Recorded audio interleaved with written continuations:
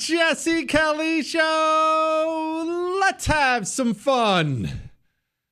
On a Monday, a fantastic Monday with huge, gigantic things happening in the country, on the planet. Medal of Honor Monday, of course, is coming up an hour from now. Yes, we'll talk about the Trump-China tariff thing. We're going to address some big pharma stuff.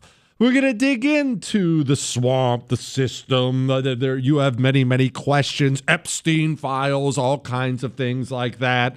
All that, emails, fun. I upset Ob on Mother's Day, and so much more coming up tonight on the world famous Jesse Kelly Show. Let's first begin with, I don't know whether to do the good, the bad, or the ugly. So you know what we're going to do first?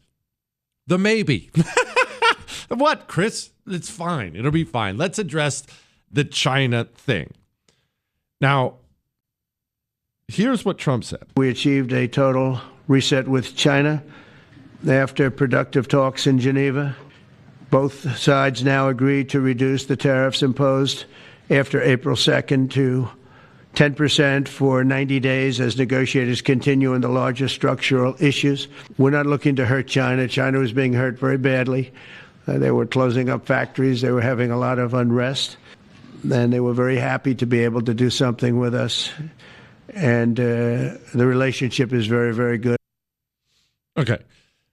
Let's have a China talk. Isn't that the lamest thing in the world? A foreign policy, a foreign country. You know, I don't spend a lot of time on it, but it really, really is going to matter for our conversation about trade, tariffs, trade deficits, things like that. First of all, China. China is a very, very big place. You already know that. A lot of people. You already know that. And it is run by the Communist Party of China, the CCP. You know all that. Okay. And Xi Jinping is the head of it. Now, for most people, they think about Communist China with Xi Jinping, and they think it's kind of a Mao total dictator control of the country situation. And that's kind of true, but kind of not true. Let me explain. Yes, Xi Jinping is all powerful. Well, very powerful there. Xi Jinping has taken many steps over the years as he's risen through the ranks of the Communist Party to make sure his leadership is cemented in to eliminate his competition. However, there is something boiling, a couple things boiling and bubbling underneath the surface. And I know you may not care about China, so you're just going to have to hang with me for a second because it's very much going to apply to this trade war tariff thing with us. Here's a couple of the things bubbling beneath the surface. Xi Jinping is discovering what virtually every single horrible dictator in the history of mankind has discovered. Stalin discovered it. Mao discovered it. All of them, kings in the past, have discovered it. No matter how much power you acquire in your country, no matter how much wealth, no matter how big your armies are, no matter what, if you have a lot of power, you are going to have people inside of your country, other powerful people inside of your country, they're going to be after it. They are going to be threatening you at all times. You know, at some point in time, and I'm not making a promise on a date yet, we're going to dig into an Alexander the Great history, as I promised you I would. And I've already begun, in case you're wondering, for the research and all that other stuff on it. One of the things that has hit me so hard about the Alexander the Great stuff is, okay, you have Alexander the Great. They knew right away that we have some kind of prodigy here for a military commander. And right after he took power, his dad dies, he takes power. He takes this incredible army his father had built, and he goes and he has to crush a bunch of rebellions inside of Greece. People inside of Greece were all, hey, let's rebel now. Alexander the Great just went and stomped all of them into the ground. So not only do you have this prodigy, he's a proven prodigy with the greatest army on the planet. And he takes that army overseas and he's going to fight the Persians. You got all that. Alexander the Great had to dedicate unbelievable amounts of time to stopping a rebellion back home. In a coup, I don't even want to say rebellion, a coup back home. Powerful politicians, generals, royal family, if we have to use those terms. We're talking about a military commander with the greatest army in the world at his fingertips who's already proven he knows how to use it. Even that guy is having to sit and fight. Well, is this guy going to knife me in the back? Am I going to be? All dictators discover there are limits. There's no such thing as all powerful. The more powerful they get, frankly, the more paranoid they get. So what has Xi Jinping been doing? Well, he's a communist, so you know exactly what he's been doing. Killing his rivals. Now, we're not supposed to say that. You're supposed to say disappearing them. But there's a fascinating video. I can't pronounce the guy's name, so I can't even point you to the video, but you're welcome to go look it up and find it. You'll find it pretty easily. And this was recently, last year or two, an old Chinese man. They were having a big meeting. We'll call it their Congress. They were having a big meeting, and this old Chinese man, a very, very powerful communist, had lost a critical bit of power. They went up to him in front of everybody, and they escorted him from the room. Gone. And you can tell by the look on his face, he knows, yeah, I'm dead. That's it. Generals will just disappear.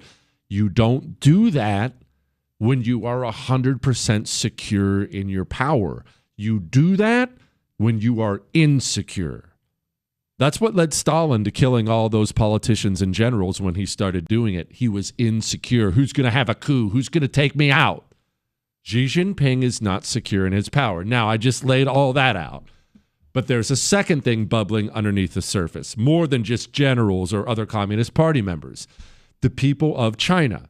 It can be common when you're not in China, and I'm not, and you aren't. I'm never allowed to go. The Communist Party there hates me, so I'll probably be imprisoned if I go, so I'm never allowed to go. But China, it's easy to think of those billion Chinese people as little slaves who work for nothing, and they are forced to do what they do, and they don't really have any hopes or dreams or thoughts. It's just a sea of Chinese slaves in a sweatshop somewhere. Now, that is not totally true. Oh, yeah, they're in sweatshops. Yes, they work them 7 days a week over there because they believe keeping people busy will keep the threat of rebellion down. But those people in China, they need things too. And they want things too. They want pay. They want a television, air conditioning. They want to be able to afford to take the family out to Red Lobster or something like that on a Friday night. That's what they want. So Xi Jinping has a problem. And this is about us after all, we in turn have a problem. And the problem is this. Xi Jinping has built his economy, and therefore he has built his political power on the fact that Chinese people make I'll say everything. I know that's not true, but he's built it on the fact that Chinese people make everything and sell it to the world. That's how their entire economy has been built. They have built their economy to run a trade surplus where they will make the goods in China, the workers will stay busy making the goods in China, and then China will in turn sell the goods to the planet. Now, this is not a one city thing or one little sector thing. That is the Chinese economy. The Chinese economy. In fact, let's be honest, the Chinese system of government is built on Chinese people in mass quantities making the things the world will purchase and use. Now, back to the trade talk. Again, I'll play it for you. We achieved a total reset with China after productive talks in Geneva. Both sides now agreed to reduce the tariffs imposed after April 2nd to 10% for 90 days as negotiators continue on the larger structural issues. We're not looking to hurt China. China was being hurt very badly. They were closing up factories. They were having a lot of unrest. And they were very happy to be able to do something with us. And the relationship is very, very good. So was it a total reset? Where are we on this? Are we scot-free? Let's talk about that now that we got a little of the background and where we are.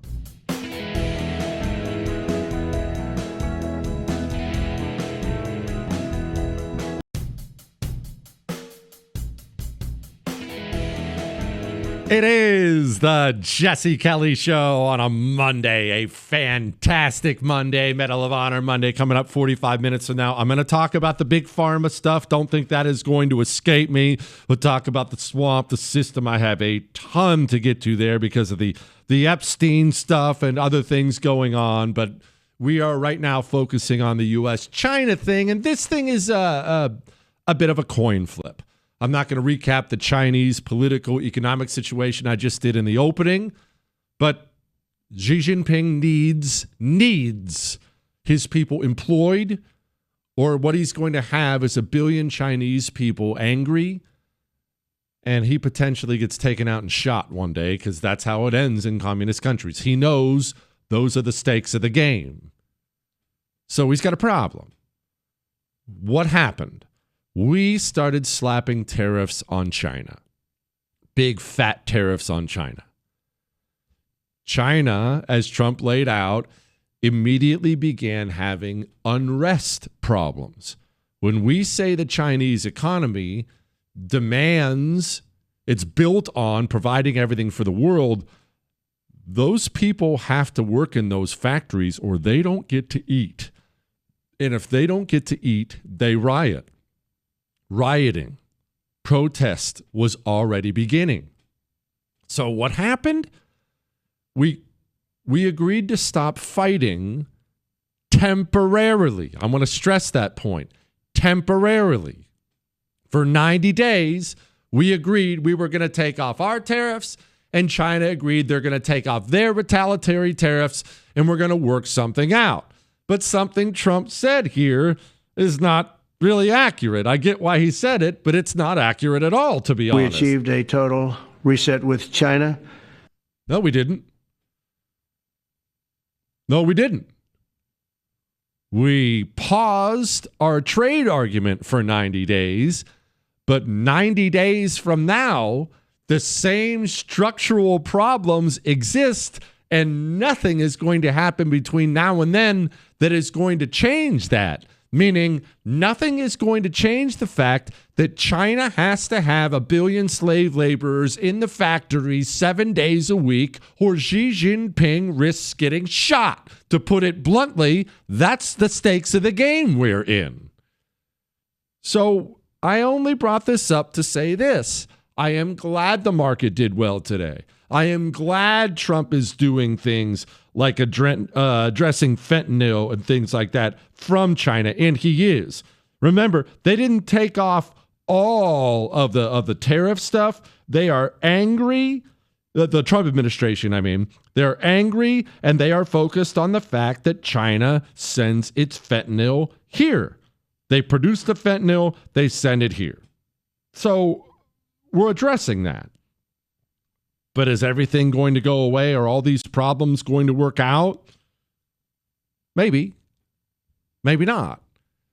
Don't think that today the whole China argument, the China debate, tariff, don't think for a second that today that ended at all. It didn't. We got a 90-day reprieve, and then we'll see where we go from there. All right. Now let's move off of a maybe.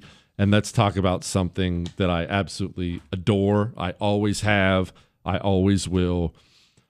I love when an American president of any party fights for American citizens. And Donald Trump, maybe my favorite thing about Donald Trump, is that Donald Trump, the first time he was president, and now in his first 100 days, the second time he's president, he does not sit idly by hoping. He makes it a priority when an American citizen is held abroad by a foreign government, by a terrorist organization. He will go get you, and he will bring you home. He announced, well, here was. He ends the only American citizen was captured and held hostage by Hamas since October 7th, 2023, and he's coming home to his parents, which is really great news. I mean, to me, it's big news. They thought he was dead. So that's that. You, an American citizen, any citizen of any nation really, but you, an American citizen, have every right to expect and demand your president, no matter what his party is, if you get yourself in trouble abroad, that the American president will fight for you, go get you, and bring you home. In fact, I'll take it a step further. You have every right to expect, as an American citizen, if you are held abroad, that potentially military people will risk their lives to bring you home. And if you ask the guys in the military who do that sort of thing, they'll do it gladly. They tell you that. You have every right to expect that. That's part of being a citizen. Being a citizen and a servant or a subject are different things, because a subject under a king, the obligations only go one way. You owe him. You owe him. You are not a subject. You are a citizen. Yes, you have to follow the law. Sorry. You have to pay your taxes. I'm even sorrier about that. Yes, you have obligations to live in this society, but obligations go both ways. And when you are held overseas by anybody, whether it's Russia, China, North Korea, or Hamas, you have every right to expect, well, better than this. How many of them, approximately, you said we don't know the exact number, but how many legal permanent residents are we convinced are still in Afghanistan? We don't have an exact number, but it's in the but a round number? In the thousands. Pardon? In the thousands. In the thousands. That was Antony Blinken. You have a right to expect better, to demand better. And that Trump goes and gets our people from Russia, from Hamas, from anywhere. I love that about him. I do. And I salute you, Mr. President, and I thank you for it. Now, let's address India and Pakistan. Try to curry favor with some people.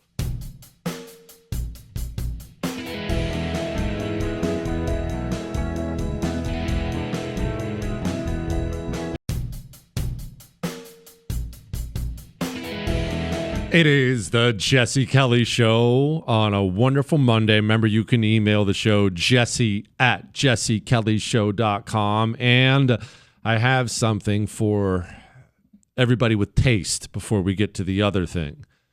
Look, you can tell a lot about people by what they like and what they dislike, all right? And everyone knows that highly intelligent people who have good taste, they want to watch me do the show, not just listen. What, Chris? They don't just want to listen. They want to enjoy looking at me. What a blessing that is, to be able to look at me. If you would like to know, in all seriousness, we used to simulcast the show on the First TV, and as soon as that went away, everybody started emailing in super mad. I can't find the show. I can't find the show. Well, we were working on something. It was behind the scenes stuff. Anyway, behind the scenes. When I say we, I want to stress that I wasn't involved at all. Chris and Corey were actually handling everything. I didn't get involved or really know that this was happening, but it did happen, and you can watch the show at jessekellyshow.com. Right, Chris? Jesse, that's right. I knew I nailed it. jessekellyshow.com. And there's what, Chris? A button that says video? Is it a button? They click on it? Where's the button? Is it in like the middle or the upper left or upper right? What? It's near the top, so it's not at the top. Chris says it's near the top. If you go to jessekellyshow.com and click on the video button, you will be, well, it'll be quite a treat. You'll get to watch me do the radio show, and that's exciting. That's exciting. I'm happy for you. This is more of a gift to you than anything else. Hey, Chris, I hate to even ask, but is it free? Do they get charged for it? It is free? I'm surprised at you that you didn't throw some sort of a money-making venture of some kind in there. I thought you would do something. Anyway, it's free. jessekellyshow.com. Click on the video link near the top, as Jewish producer Chris says. What, Chris? I told you I would announce it in there. I announced it. Also, Trump made an announcement today. India and Pakistan. And you don't look, I've done more foreign policy in the last 20 minutes than I really care to in any given show. So I'm not going to spend any time on this at all. Just remember those two countries hate each other, and they always have. Really, the reason they exist as separate countries is because they friggin' hate each other.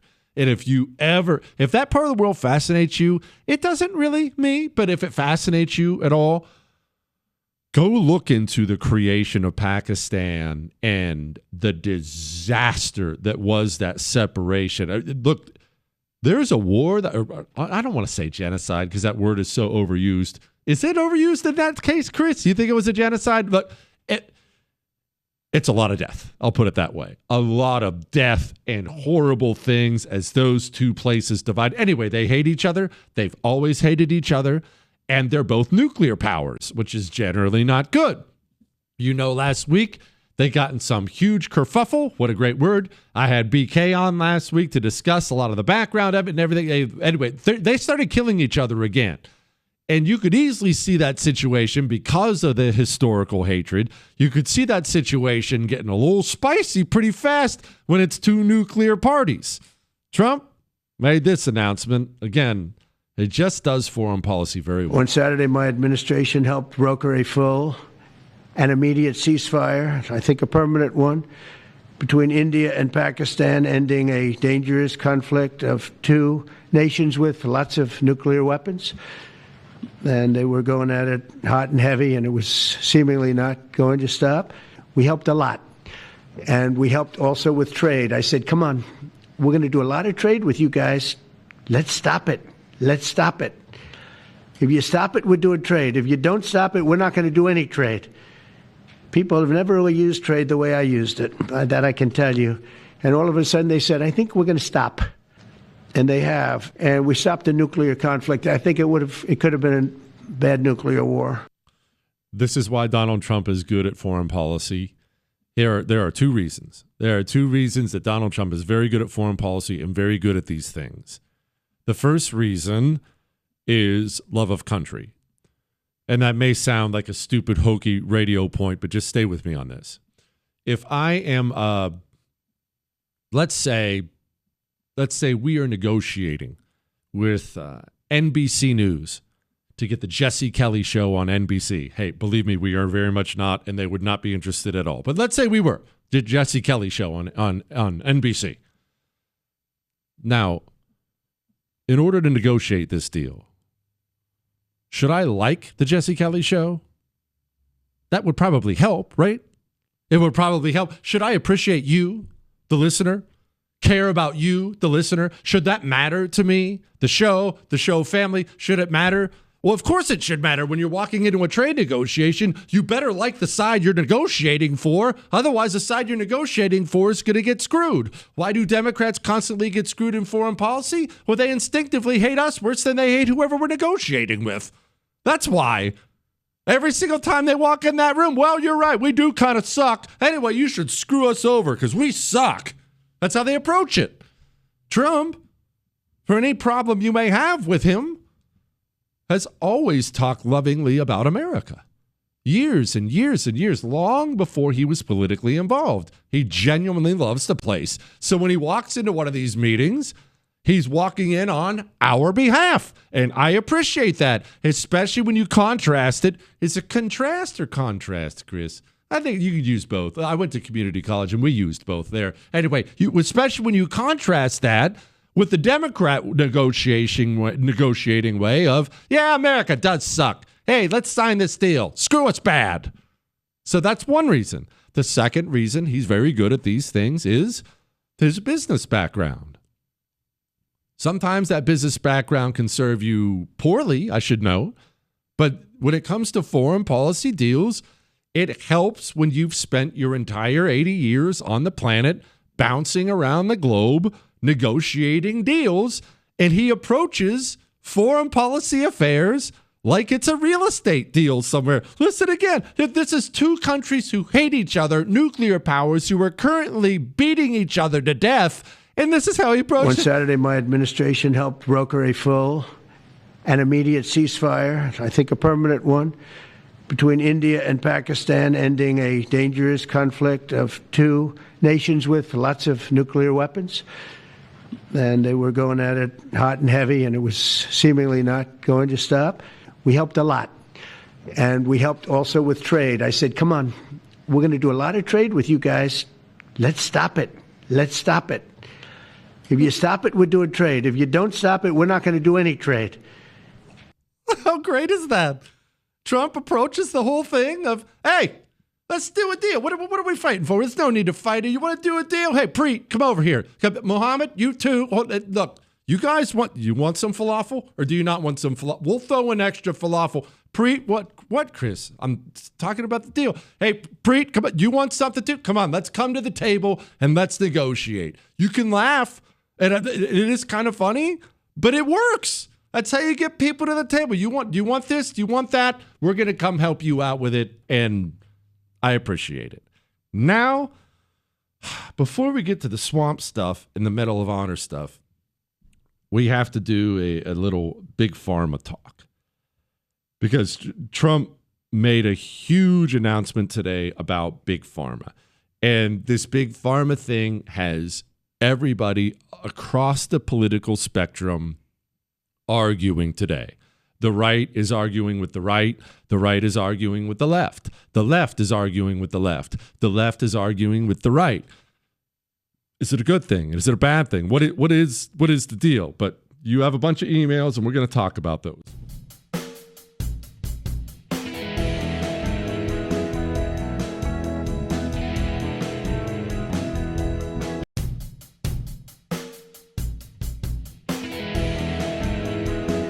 It is the Jesse Kelly Show on a wonderful Monday. Remember, if you would like to, you can email us, jesse@jessekellyshow.com. Love, hate, death threats. Ask Dr. Jesse questions for Friday. The whole works are welcome. Jesse@jessekellyshow.com. Now, before I play you what Trump said today about his executive order, his big pharma executive order, I'm going to read you just a couple emails. Jesse, COVID is my number one because it was the most pervasive, invasive, and detrimental, relatively speaking. The mass scientific experimentation on the human race to test a proven to be ineffective medical technology for free, in fact, be paid for it because not enough people wanted to engage in experimental trials. All right, so there's a lot of big pharma talk. This guy said, Jesse, oftentimes I'll be sitting in the doctor's office in the waiting room and a dime will stroll in. 100% of the time, that's a pharmaceutical rep waiting to get called back to push their latest drug on the doctor. Okay. Trump made a big executive order, big announcement. Here he was. So for the first time in many years, we'll slash the cost of prescription drugs, and we will bring fairness to America. Drug prices will come down. But starting today, the United States will no longer subsidize the health care of foreign countries and will no longer tolerate profiteering and price gouging from big pharma. But it's called Most Favored Nation. We are going to pay the lowest price there is in the world. We will get whoever is paying the lowest price. That's the price that we're going to get. I am doing this for the American people. I'm doing this against the most powerful lobby in the world, probably the drug lobby, drug and pharmaceutical lobby. But it's one of the most important orders, I think, that's ever been signed, certainly with regard to health care or health. Well, you said this. But I do want to say that Democrats could have done this a long time ago. They have fought like hell for the drug companies, and they knew they were doing the wrong thing. He hilariously said this. I mean, I'll tell you a story. A friend of mine who's a businessman, very, very, very top guy. Most of you would have heard of him.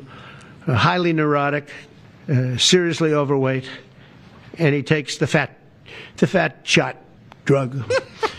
And he called me up, and the fat shot drug. All right, and finally, I'll let him wrap up with this, and then I'll give you my thoughts. I think you're going to see a tremendous cut. I don't think. I mean, I know you're going to see it in Medicaid and Medicare. That cut will be massive because drugs are 50-60% of the cost. So Medicaid costs are going down, and Medicare costs are going down because of what we're doing. Okay.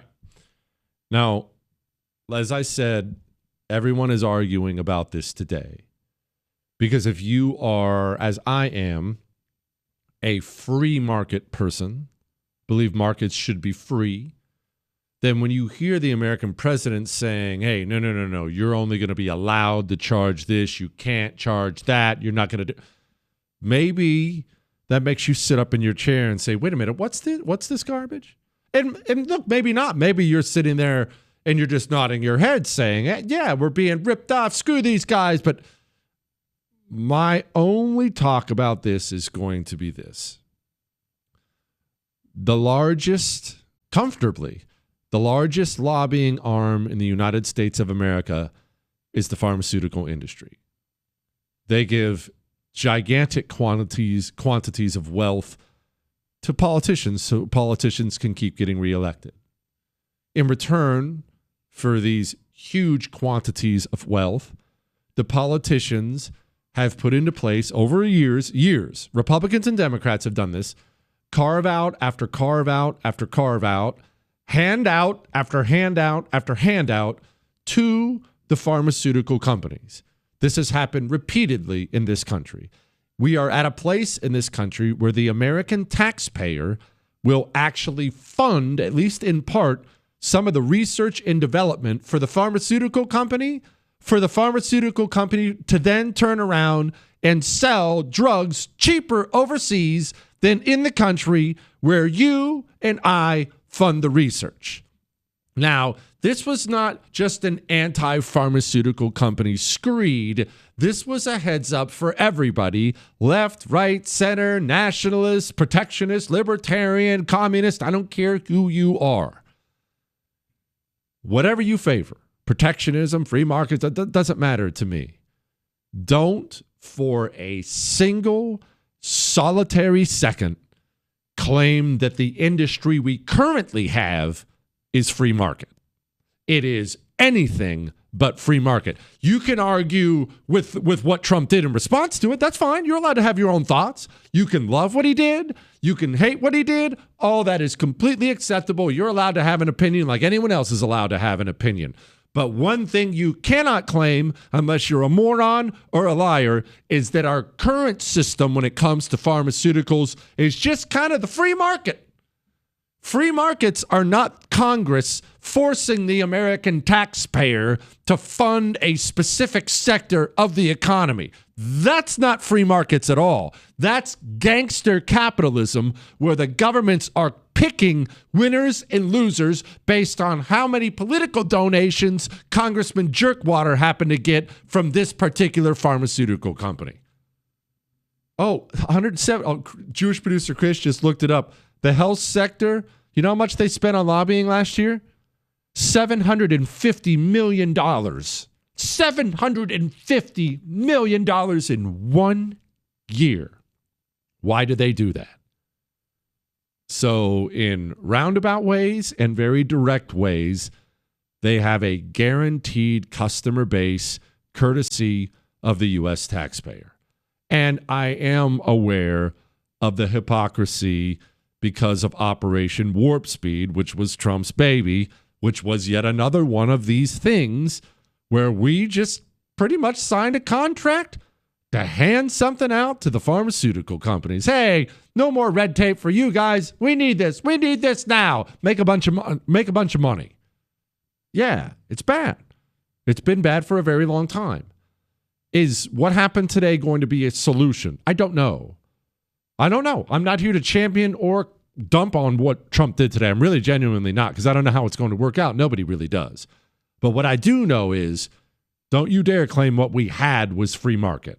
It wasn't. It was a market completely controlled. Completely controlled. It was anything but free market. Enough of that garbage. We'll get to the swamp and a bunch of that other stuff next hour, but I'm ready to talk about a hero. Me. No, quit. That's not true. It's time to do Medal of Honor Monday. Next.